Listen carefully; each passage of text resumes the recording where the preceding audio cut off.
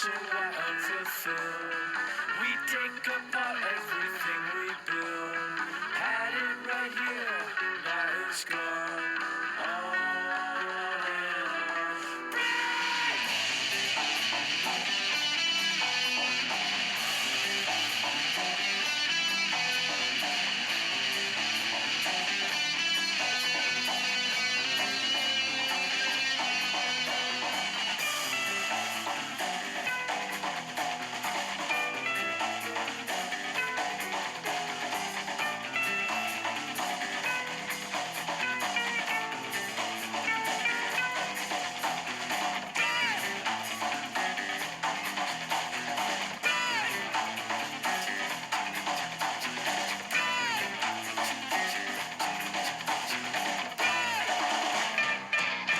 Well, that was a fun experiment, surfing the Sydney wave pool with the quad and the tri.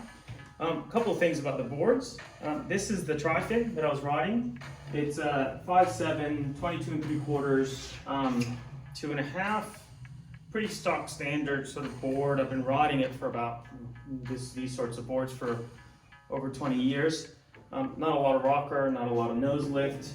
Yeah, pretty standard sort of stuff. The quad, on the other hand, the quad is fairly different. It's essentially the boards that David Parks normally rides, the boards that he kind of makes for himself, but shrunken down. So this one was 5'6", 22 3/4, 2.5. A bit of a concave into a V. Different rocker line altogether, and different nose lift as well. And yeah, it was interesting. The board wasn't necessarily stiffer or looser, not necessarily faster or slower, but there were two things that I noticed as I was riding these two boards that were a huge difference. The first one was that the quad felt like it wanted to take up more space on the wave. It felt like it was trying to do a longer turn, not necessarily because it was stiffer, it just felt like it wanted to do a longer turn, to use a longer arc on the wave.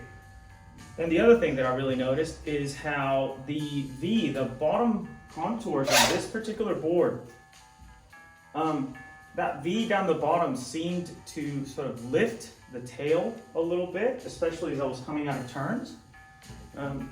It felt, I noticed it especially in this one clip where I could feel as the board was coming down, it was starting to sort of catch on the nose. So V like that is not normally what I ride, but overall it was quite fun. I mean, you can tell I had to put some pretty big fins on this quad, not because it needed to be stiffer or anything like that. I just tried a bunch of fins, and these were kind of the ones that felt the best. But yeah, that was great fun. Hopefully you enjoyed watching the video and seeing and hearing a little bit about the boards. Thanks.